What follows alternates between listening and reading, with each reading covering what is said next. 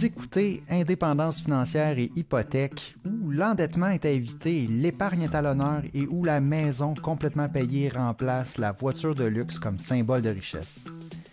Je suis Frédéric Lacharité, courtier hypothécaire à Montréal et au Québec. Je veux vous aider à prendre le contrôle de vos finances, à transformer votre vie. Je vous transmets ma formule pour atteindre l'indépendance financière.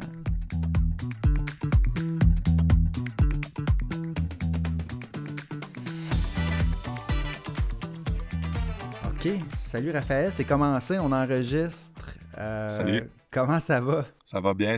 Merci de me recevoir ici. Ça va bien, toi? Ben oui, ça va bien, merci. Donc, Raphaël, c'est ça, conseiller en sécurité financière. On va s'enregistrer un podcast ensemble pour l'émission Indépendance financière et hypothèque. Vraiment content de t'avoir avec moi. Puis, on a plusieurs sujets qu'on a préparés, qu'on veut aborder. Mais en gros, ça va être une discussion par rapport à ce que tu fais. Mais j'aimerais ça commencer par que tu te présentes un peu, t'expliques ce que tu fais dans la vie comme travail. On va partir de là. OK. C'est ça, je m'appelle Raphaël Delamarre, j'ai 25 ans, je suis dans les Laurentides. Puis en fait, mon travail, c'est un conseiller en sécurité financière. Je suis aussi représentant en épargne collective. Ce que je fais, dans le fond, c'est de l'accompagnement dans les objectifs financiers de mes clients. Fait que quand on parle d'accompagnement, ça pourrait être aussi bien de j'ai un client qui veut acheter une propriété dans les prochaines années. Quelle est la meilleure façon de le faire? Fait que là, je vais essayer de le guider là-dedans. Ça peut être au niveau de l'épargne. Ça peut être aussi au niveau de l'assurance, tout ça. Fait que, s'il y a des besoins d'assurance. Fait que ça touche un peu toutes les sphères de la planification financière personnelle, mais il y a aussi un côté corporatif à ça là, qui peut venir. Je donne par exemple l'assurance collective, c'est des choses qu'on peut faire aussi. OK. Fait que ça ressemble pas mal à ça. Là. C'est de l'accompagnement, là, vraiment là, comme un conseiller financier en fait. OK. Raphaël, est-ce que ça fait longtemps que tu fais ça? Comment que c'est arrivé? Comment que tu as décidé d'aller dans ce milieu-là? Ouais. C'est une bonne histoire. Au début, ben, tu sais, quand j'avais peut-être 19-20 ans, là, j'étais passionné de finance. Là. Je regardais des vidéos sur YouTube, tout ça. Puis même moi, j'en ai fait. Là, je parlais de ça avec mes amis. Puis je trouvais que la formation à ce moment-là, on parle d'ici 2019 là, à peu près, là, c'était très difficile d'avoir de la formation sur, mettons, les placements boursiers, comment que ça fonctionne aussi le système financier au Québec, au Canada. Pour moi, ça a été simple. J'ai pris la décision d'aller chercher vraiment ces études-là. Fait que d'aller chercher le titre professionnel de conseiller en sécurité financière. Fait que ça a été la première étape. Puis après ça, j'ai commencé dans une bannière là, qui est IA Groupe Financier. J'ai commencé ma carrière, j'avais 21 ans. Fait que c'est ça. Puis là, ça va faire 4 ans que je suis dans les domaines financiers. Puis la raison, c'est tout simplement, j'aimais ça parler de placement. Il y avait quelque chose d'indépendance financière, ça me drivait en dedans, mais je savais pas par où commencer. Fait que je me suis dit, je vais aller me former. Je vais aller chercher le maximum d'informations. Puis en faisant les études, j'ai eu vraiment un penchant là-dedans. Puis c'est ça qui me drivait. Là. Je voulais faire ça.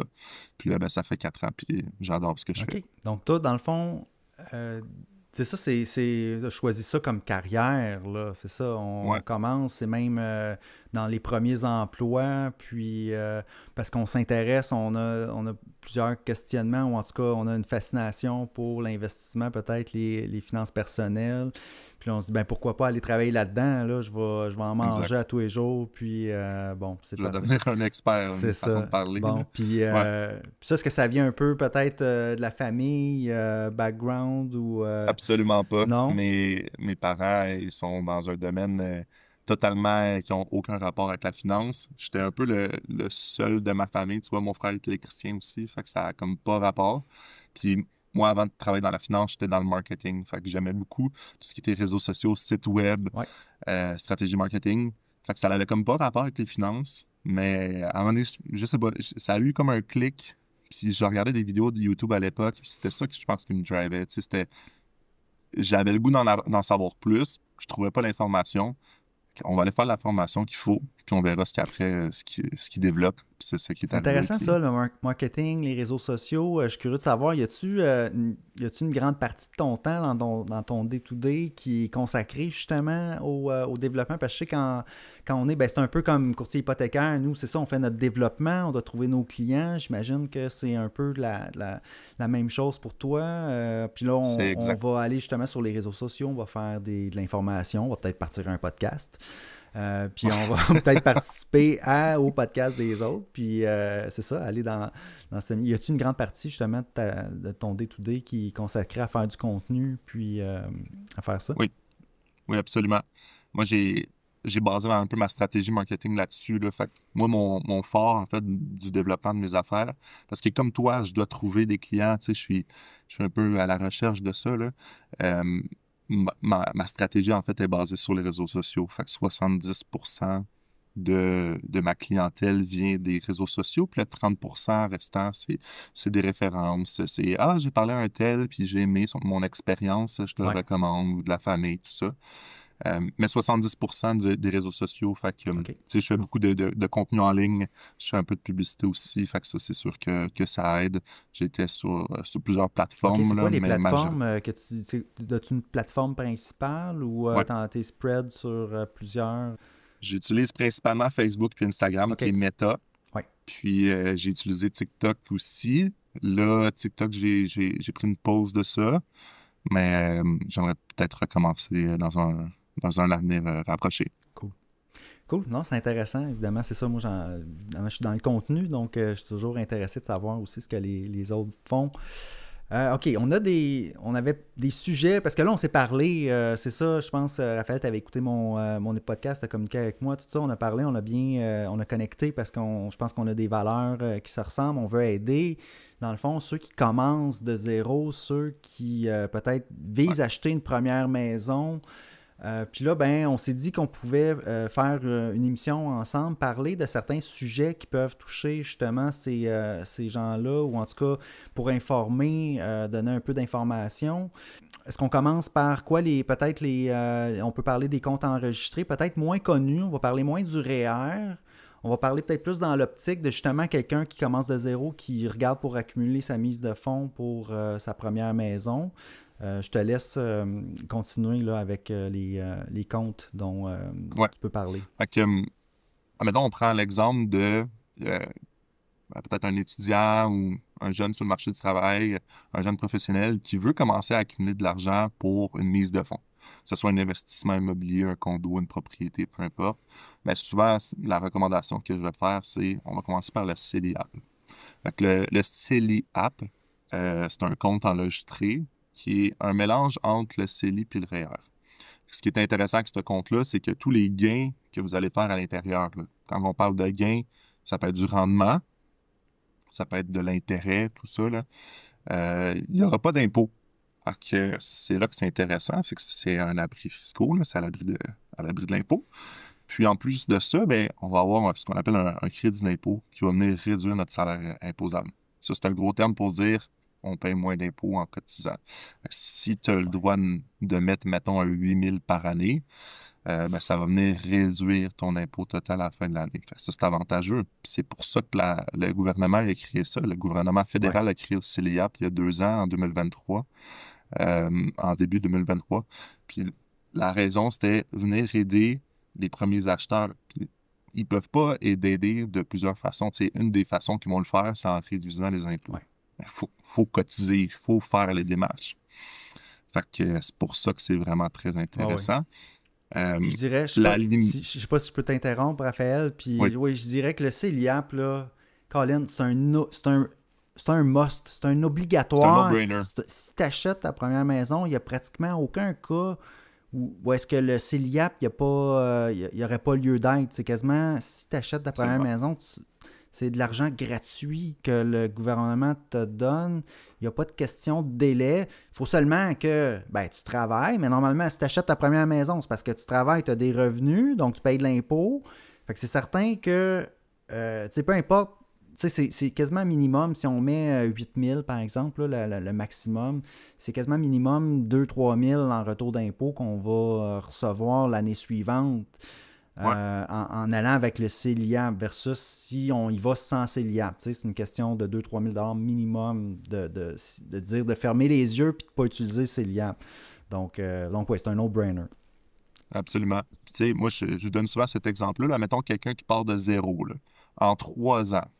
Si quelqu'un met, on va dire, le 24 000 en 3 ans, là, fait que 8 000 fois 3, là, plus les crédits d'impôt, là, au total, là, c'est comme si tu vas avoir à peu près, là, tu peux avoir pas loin de 30 000. Tu sais, avec 30 000, on commence à avoir une mise de fonds intéressante, 5% sur une propriété, là.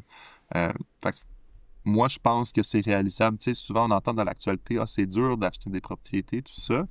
Euh, oui, je suis d'accord, c'est difficile, les prix sont chers, mais ça prend une certaine planification, ça prend une certaine stratégie. Quand c'est mis en place, ben là, ça rassure. Après ça, c'est une question d'exécution, de bien le faire, d'être bien accompagné par les professionnels. Je pense que c'est un game changer. Puis je le vois à chaque jour pour mes clients. Fait que ça me drive, là, ça me rend vraiment heureux. Puis c'est super le fun là, quand ça fonctionne. Là, j'ai une petite question, là, peut-être side note, là, parce que j'y pense, parce qu'on parle de premier acheteur, on parle de quelqu'un qui met dans son CELIAP. Est-ce Ouais, que quelqu'un qui t'approche justement pour des conseils financiers, est-ce que tu vas lui parler de ses dettes aussi? Parce que ça, c'est une autre ouais, chose. Quelqu'un qui veut acheter sa première maison, ça se peut qu'il y ait un prêt étudiant, ça se peut qu'il y ait un prêt voiture. Euh, Toi, est-ce absolument. que tu abordes cette question-là, quelqu'un qui Ouais, vient te voir puis veut parler peut-être de ses liens puis d'épargne? ouais. C'est sûr qu'il y a des dettes que j'aime un peu mieux, puis d'autres que j'aime un peu moins. Fait que les dettes que j'aime bien, on peut parler de prêt hypothécaire, prêt étudiant. Ça, à mon avis, c'est un peu moins dérangeant. Euh, Ça dépend toujours dans quelle envergure, là. Tu sais, on parle de 100 000 de prêt étudiant, là, je commence à me poser des questions. C'est sûr qu'il y a des façons pour réduire les dettes, là, comme le snowball effect, les dettes, là. Fait que c'est des stratégies pour venir réduire ça. Mais les dettes que j'aime un peu moins, par exemple, prêt auto, carte de crédit, là, ça commence à faire mal. Une carte de crédit, on peut parler de 19-20 là. Fait que c'est sûr que si j'ai un client qui a des dettes en carte de crédit ou en marge de crédit, puis qui veut mettre de l'argent de côté, ben souvent, je vais dire, ben regarde, la priorité, ça va être de réduire ces dettes-là. Fait que commence par clearer, en bon anglais, là, ces dettes de carte de crédit-là, puis après ça, ben, on mettra en place la stratégie du CELIAP, parce qu'il faut partir sur des bonnes bases, là. Tu peux pas épargner avec des dettes de cette envergure-là, là. Tu sais, on parle pas de 2-3 000 en carte de crédit, là, ça c'est correct, là, mais mettons un 20-25 000 en carte de crédit, là, ça Ouais. commence à faire Ouais, mal, moi là. j'utilise souvent l'image, c'est comme, OK, tu veux commencer à avancer, mais t'as comme un boulet, tu sais, C'est ça. au lieu de commencer à avancer tout de suite, là, coupe ton boulet, là, tu sais, occupe-toi de ça avant de commencer à avancer, puis après ça, courir, puis après ça, rouler, tu sais, sur l'autoroute, puis aller, tu sais, parce que tu vas aller de plus en plus vite vers l'indépendance financière.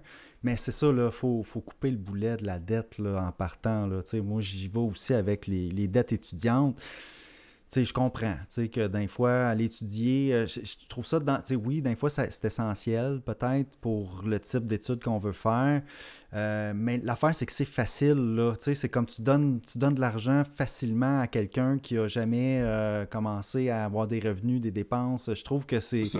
on donne des armes assez, en fait, on attache le boulet, puis c'est que les personnes, le pire, c'est on va avoir le boulet sans s'en rendre compte après, là. Ça va être quand on va commencer à travailler, puis qu'on va avoir nos paiements, notre logement, puis là qu'on va dire, oh, OK, ça va me prendre combien de temps, moi, rembourser ça, ce prêt Mhm. étudiant-là.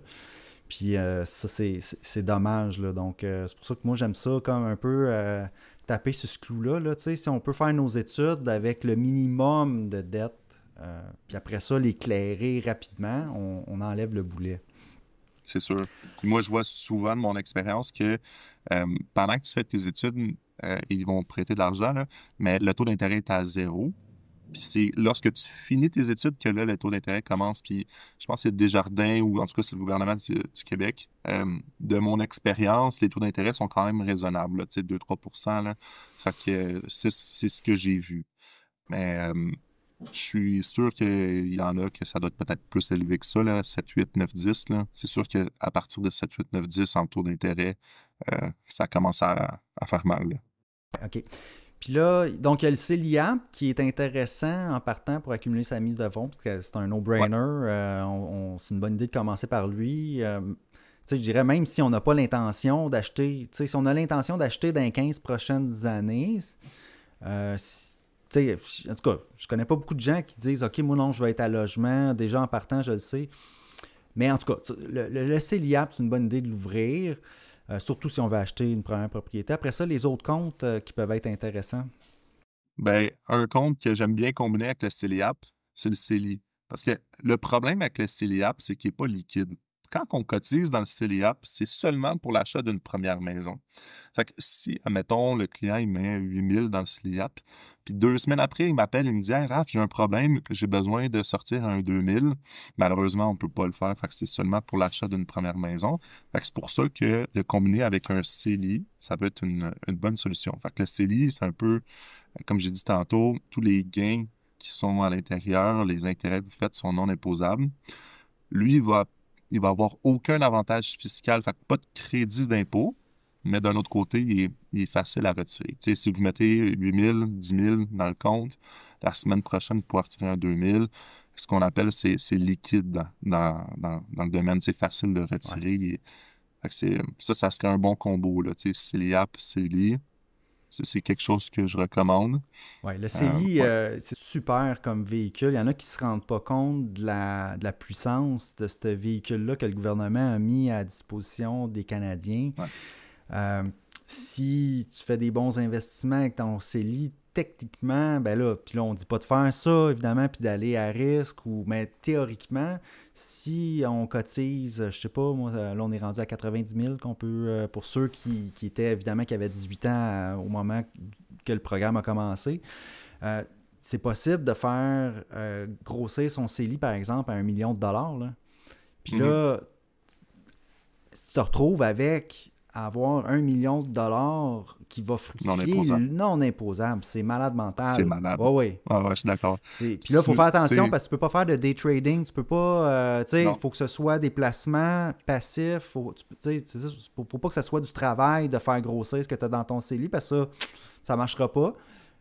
Faut donc faire extrêmement attention. Faut pas cotiser trop pour avoir des pénalités après ça. Mais oui, c'est ça, le CELI. C'est un super beau compte aussi, là. Ouais, je me suis déjà amusé en ligne. On peut aller voir sur des calculatrices financières. Fait que si vous écrivez calculatricefinancière.ca, il y a des outils de calcul sur le CELI. Puis c'est le fun. Tu sais, mettons quelqu'un qui commence, là, on va prendre l'exemple de 18 ans, là, qui commence à mettre de l'argent dans un CELI. À 65 ans, là, tu sais, mettons, on va mettre avec un retour là, annuel, mettons 7%, puis qui cotise le maximum. Fait que 6 000, 6 500, 7 000, tout dépendant de l'année, là. Ça peut être des belles sommes à la retraite, non déposables. Puis ce qui est le fun, c'est que, imaginons là, que le client ou la personne a un bon montant, là, on va dire, mettons 1 million, comme tu as dit, puis qu'il le place dans un placement prudent, qui va y générer 3-4% par année.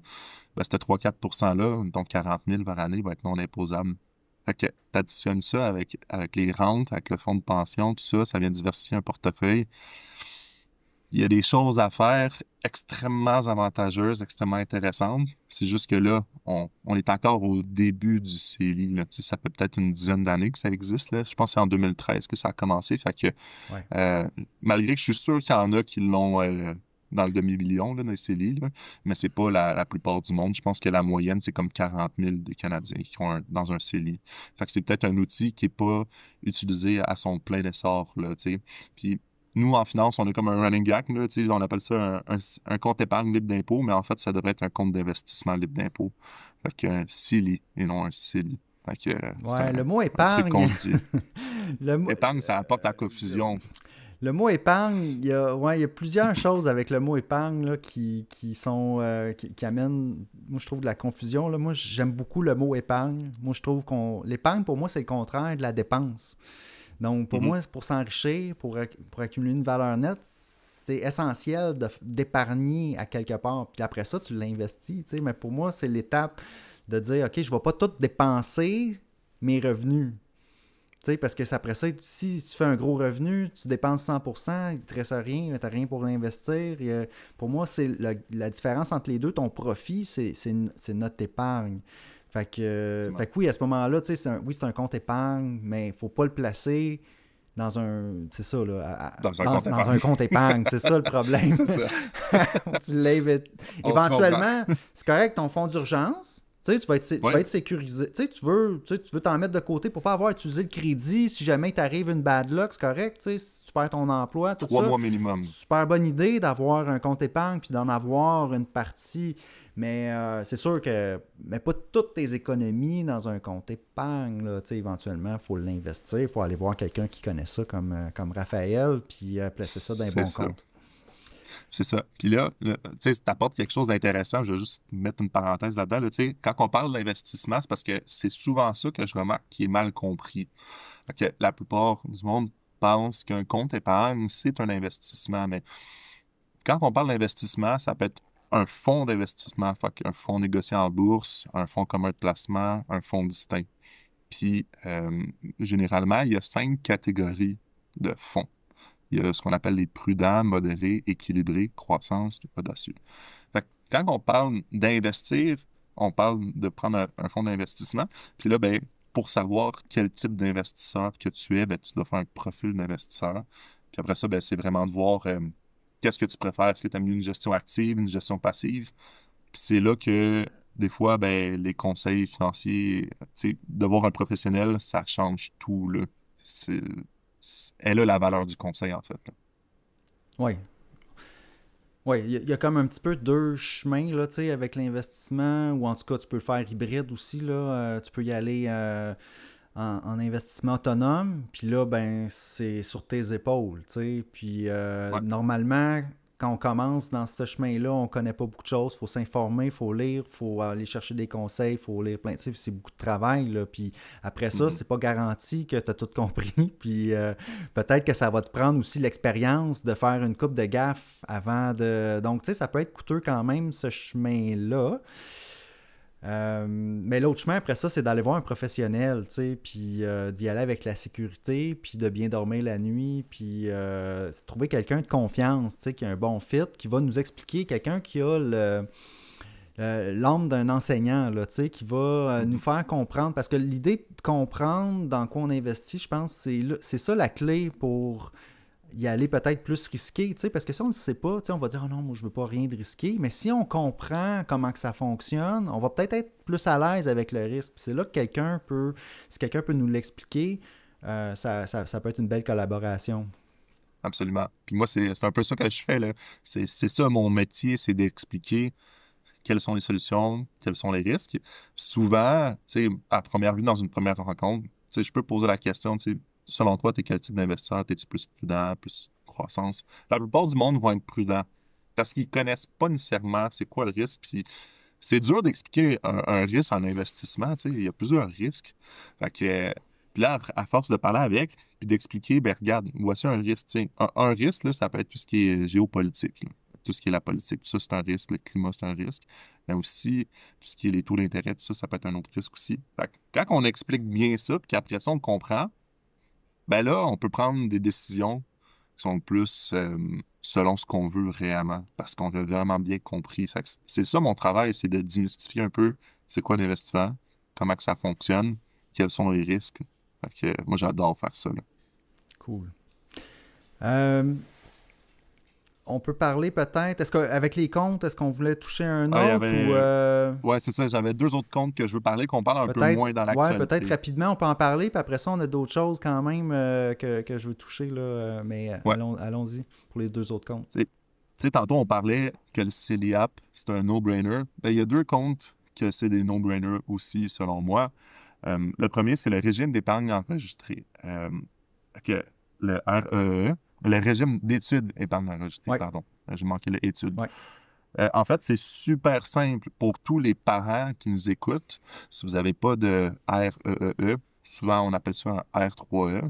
C'est un compte que vous pouvez créer pour vos enfants.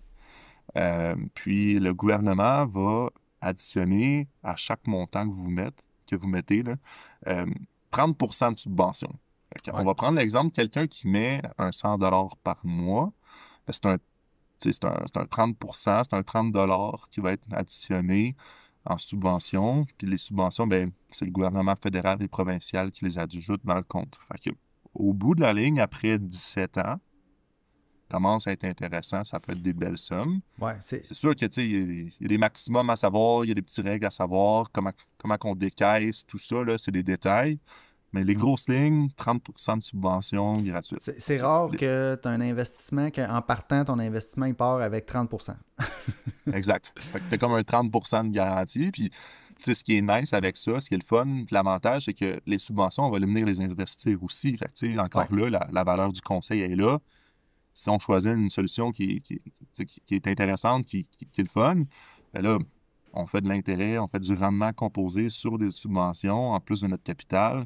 C'est un peu un snowball effect, là, ça commence à être intéressant. Ça, c'est le régime d'épargne-études, R3E. Je vous suggère d'aller voir ça, c'est vraiment intéressant.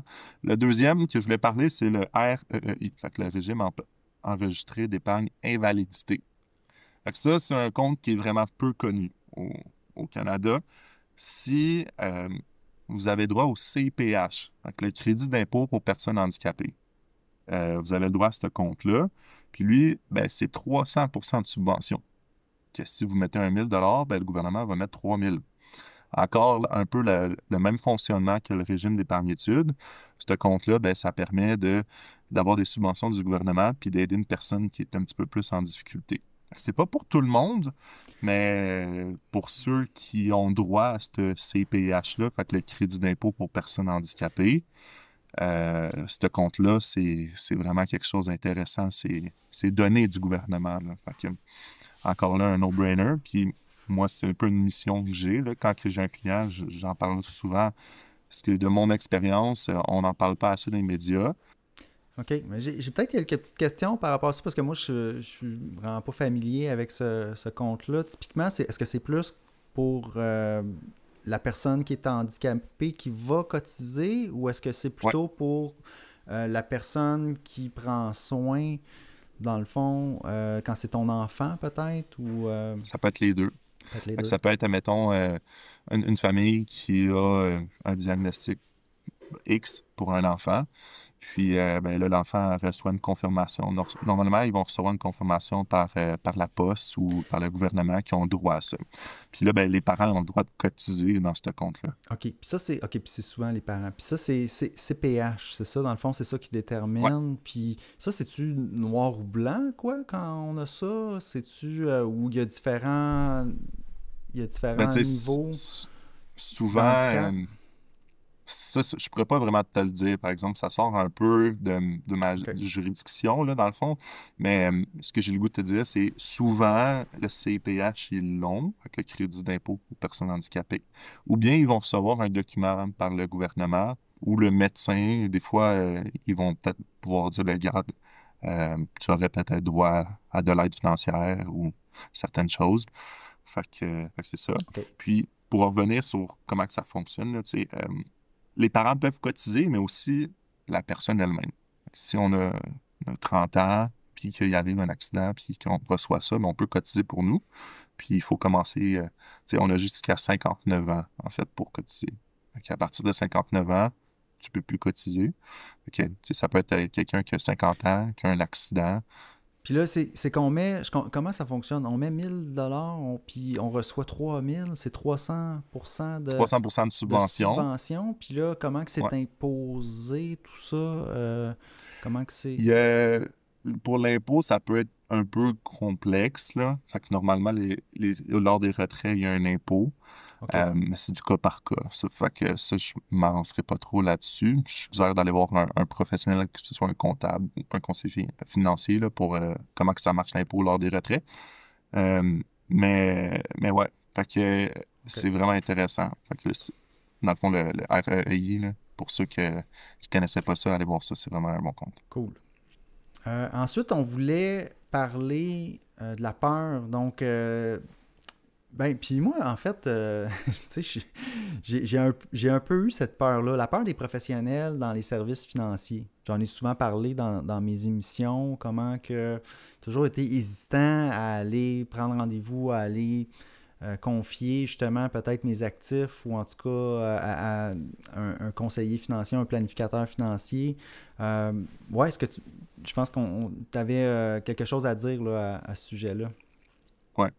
Si je parle de mon expérience avant de commencer dans les services financiers, fait, parle de peut-être 18-19 ans, mes premières expériences, c'était avec la caisse populaire à côté de chez nous. Euh, Tu sais, j'arrive en succursale, puis la première chose qu'on me dit, ben, il te faut une carte de crédit. Fait que je prends une carte de crédit. Il te faut un REER. Je prends un REER. Fait que, tu sais, ce que j'ai, de mon expérience à moi, c'est que souvent, on se fait pousser des produits qu'on comprend peut-être pas. Dans mon cas, à moi, ben, ça a été ça. Tu sais, une carte de crédit, j'ai pas tout de suite compris c'est quoi. C'est sûr que j'avais une limite de 1000 $. Fait que, tu sais, c'était pas énorme, mais quand même, à 19 ans, je travaillais au IGA. Euh, Tu sais, 1000 $ quand même, c'était quasiment un mois de travail pour moi. Fait que, tu sais, je pense il y a peut-être beaucoup de personnes, puis je parle de mon expérience avec mes clients aussi, c'est que des fois, on peut se faire pousser des produits qu'on comprend pas. Puis là, ben, c'est vraiment tu sais, quand on comprend pas quelque chose, de dire oui ou non, tu sais, de mon expérience, j'ai juste dit, ben oui, tu sais, il me faut une carte de crédit, mais as-tu vraiment besoin d'une carte de crédit à 18 ans, à 19 ans? J'étais étudiant, j'étais au IGA. Ma carte débit, c'était bien assez, là. Puis les REER à 19 ans, moi, je suis pas fan, là. Tu sais, quand t'es étudiant, j'aime mieux mettre l'argent dans le Ouais. CELI, tu sais. Fait que je pense que la peur, c'est ça. Il y a une certaine peur dans le service financier. Et la peur, c'est de se faire pousser des produits qu'on veut peut-être pas. Puis là, ben, je parlais de la carte de crédit, je parlais des REER. Ça peut être aussi au niveau des assurances. Fait que ça, je trouve qu'il y a beaucoup de peur aussi au niveau des assurances. On peut aller voir un conseiller, puis ah, t'as pas d'assurance vie, il te faut l'assurance vie, tout ça. Tu sais, c'est peut-être pas nécessairement tout le monde qui a besoin d'une assurance. Il faut qu'il y ait un besoin, en fait, pour une assurance. Puis ça, c'est quelque chose que le monde ne savent pas, mais l'AMF dit que lorsqu'on offre un produit, on doit venir justifier ce produit-là, puis il faut qu'il y ait un besoin. Fait que un célibataire qui a 20 ans n'a pas besoin d'assurance, là, tu sais, à moins qu'il y ait des grosses dettes, tout ça, là. Mais bref, c'est du cas par cas.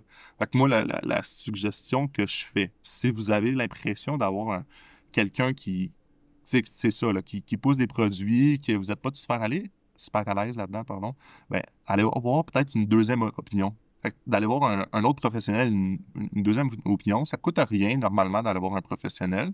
Puis de juste dire, regarde, je suis allé voir un tel, il m'a offert ça, est-ce que tu penses que c'est une bonne idée, tout ça? Puis là, généralement, là, d'avoir deux opinions, mais on va peut-être avoir deux stratégies, puis peut-être une recommandation différente, là.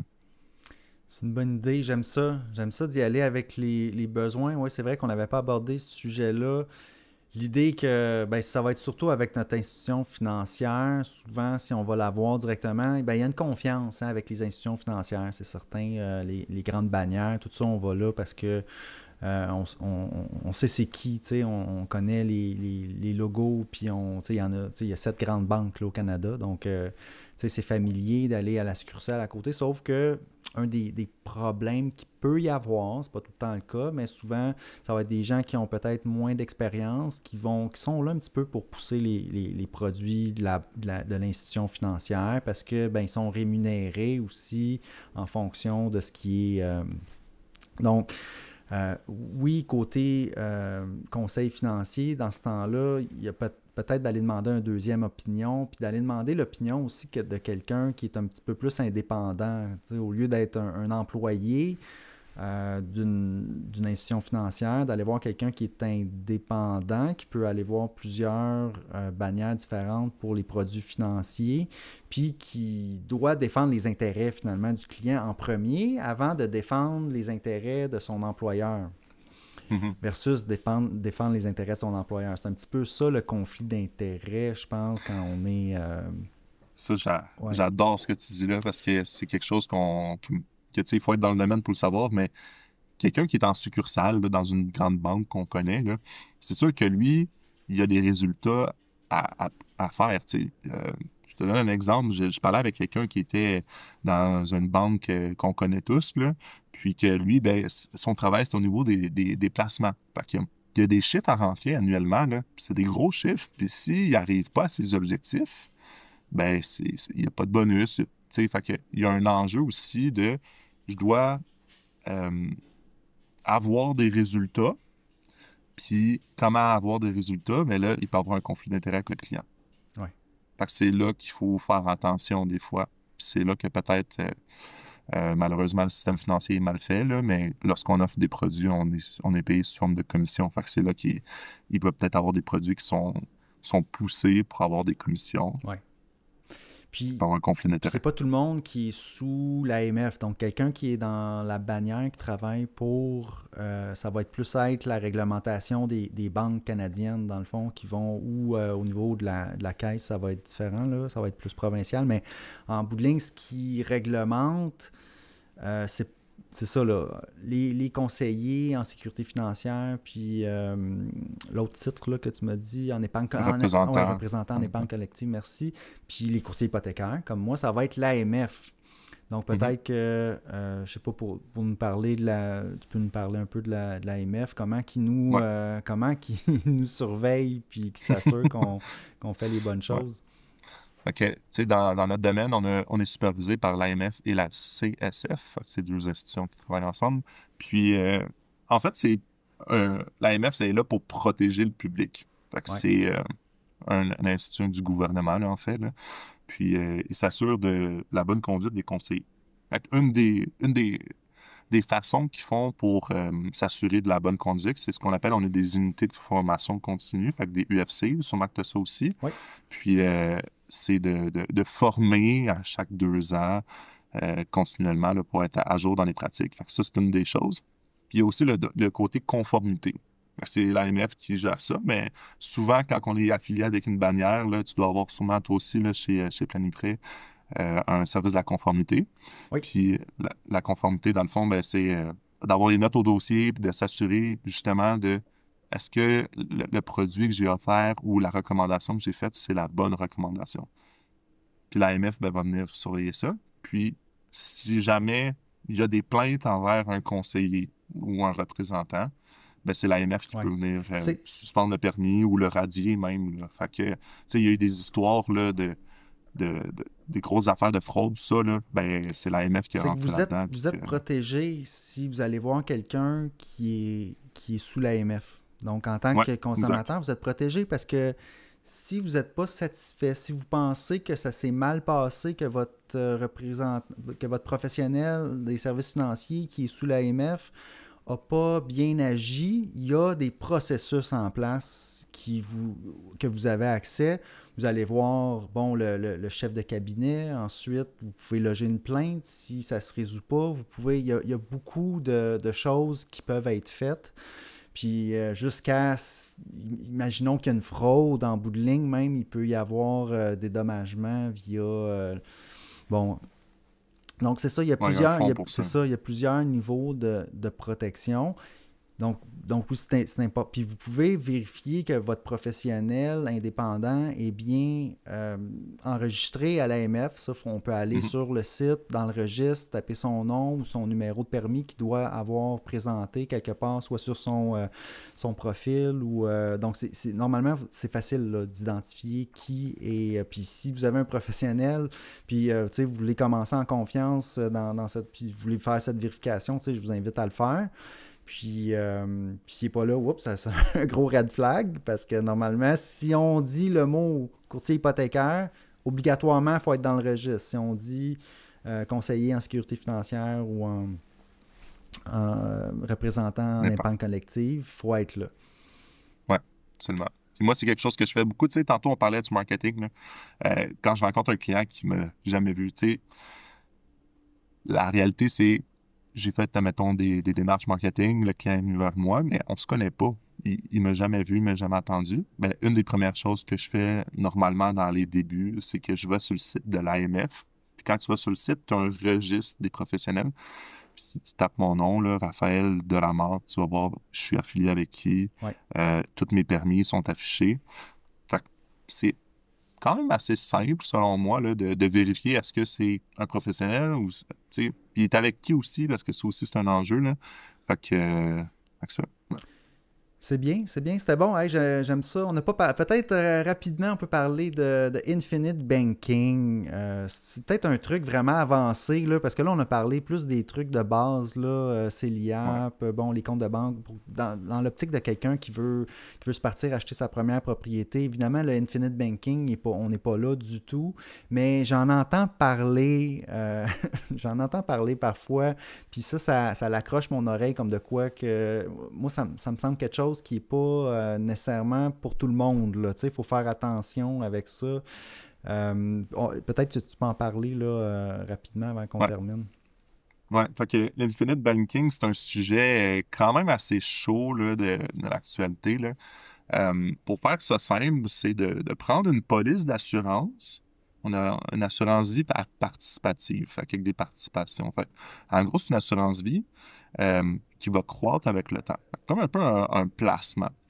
Puis, dans cette police d'assurance vie, tu as deux choses. Tu as un capital décès. En cas de décès, ben, l'argent va être versé aux bénéficiaires choisis. Fait que ça peut être à tes enfants, à ta femme, à des personnes proches. Tu as aussi ce qu'on appelle une valeur de rachat. Fait que la valeur de rachat, ça le dit dans le mot, là, c'est si tu devais annuler le contrat, tu vas pouvoir récupérer cet argent-là. C'est, tu sais, tantôt je parlais d'assurance vie participative, puis ça croît avec le temps, ça comme un placement, mais c'est ça, en fait, la valeur de rachat va augmenter avec le temps, puis le capital d'assurance aussi. Puis, en gros, cette stratégie-là, ben, c'est de mettre, admettons, de l'argent dans une police comme ça, qui va augmenter avec le temps. Puis, quand on a besoin de liquidité, ben, on va aller à la banque, on va demander un prêt à la banque. La banque va te faire un prêt sur ta valeur de rachat. Quand toi, tu vas utiliser le prêt, vu que c'est une dette, c'est un prêt, il n'y a pas d'impôt là-dessus. Si tu as un prêt de 100 000, tu dépenses 100 000, admettons, sur un bateau, ben, tu ne paieras pas d'impôt là-dessus parce que c'est une dette. Tu vas avoir des intérêts, par exemple, qui vont couler. Ce qui est bien, ben, tu sais, ce qui est bien avec la stratégie, c'est que le remboursement se fait tout seul en cas de décès. Fait que tu as un capital d'assurance que je parlais au début qui va augmenter avec le temps. Même si tu as des prêts avec des intérêts qui augmentent avec le temps, ben, ça vient comme un peu se rembourser tout seul. Le Mais, problème avec ça, mais tu dois ouais, continuer à payer tes primes, j'imagine. ouais, C'est un peu ça l'affaire, là. tu peux prendre, Tu payes pas d'intérêt sur ta dette, mais tu payes tes primes quand même jusqu'à ton ouais, décès. Ouais.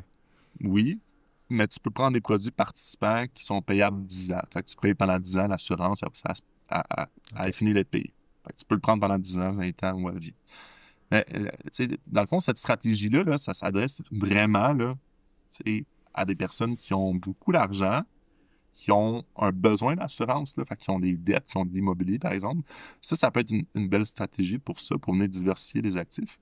Mais mettons, monsieur, madame, tout le monde, là, tu sais, un enseignant là, qui gagne, tu sais, mettons, 70 000 par année, là, tu sais, là, normalement, là, ce qu'on va faire, c'est maximiser les régimes enregistrés qui existent. Fait que tout ce qu'on a parlé, là, les CELIAP, les CELI-REER, régime d'épargne-études pour les enfants, ça, c'est des choses qu'on va venir maximiser en premier. Tu sais, l'assurance vie participative, tu sais, faut que notre personne ait un besoin d'assurance. Fait que des enfants, des dettes, tu sais, ça, c'est un besoin d'assurance, mais un célibataire, pourquoi y offrir ça? Tu sais, la CELI va être vraiment plus flexible. Fait que là, encore, ça peut être un conflit d'intérêts. Certaines fois, tu sais, le conseiller a une rémunération en offrant ces produits-là. Fait que peut être un conflit d'intérêts. Puis c'est le genre de produit que, tu sais, si tu mets 100 $ par mois, ça fonctionne pas, là. Tu sais, il faut que tu mettes des grosses sommes, là. Fait que c'est OK. ça. Moi, je suis pas super fan de cette stratégie, mais il y a une raison que pourquoi que ça pourrait être intéressant. Là, on va aller un petit peu plus pousser là, rapidement. Là. Mais mettons, on parle d'un entrepreneur là, qui a une compagnie, puis que lui, dans sa compagnie-là, il y a des revenus passifs. Quand on parle de revenus passifs, mettons des revenus immobiliers, des revenus marché boursier, là, OK. des placements. Euh, ben là, de venir diversifier ses sources de revenus avec une assurance participative, ça peut être quelque chose d'intéressant parce qu'il y a des lois fiscales sur les revenus passifs dans une compagnie. Fait que ça peut être une situation, mais c'est très, très niché, là, ça ne s'adapte pas à tout le monde, là, nécessairement.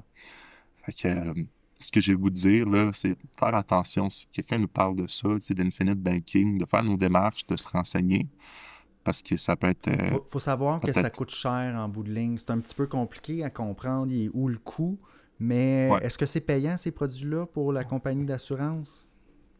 Oui, je pense que oui. Je pense que oui. Je suis sûr à 100%. Fait que, les compagnies d'assurance, ils poussent beaucoup ce genre de produit-là.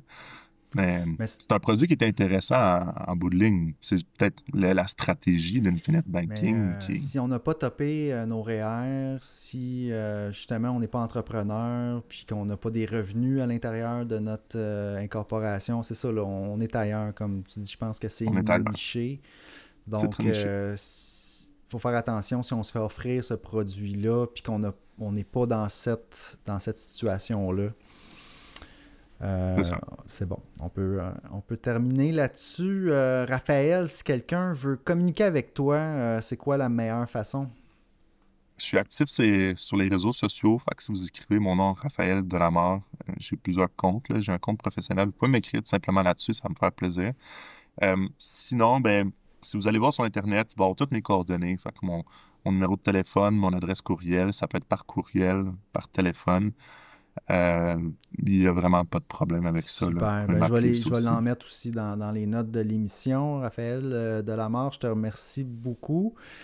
Je vous encourage, j'encourage les auditeurs qui ont des besoins, justement, peut-être des premiers acheteurs qui veulent accumuler leur première mise de fonds, puis avoir des conseils, justement, sur tous ces comptes-là. D'aller voir Raphaël, de t'appeler. Puis, je te remercie. J'espère qu'on aura l'occasion de se reparler. Merci, c'était super le fun. J'espère aussi.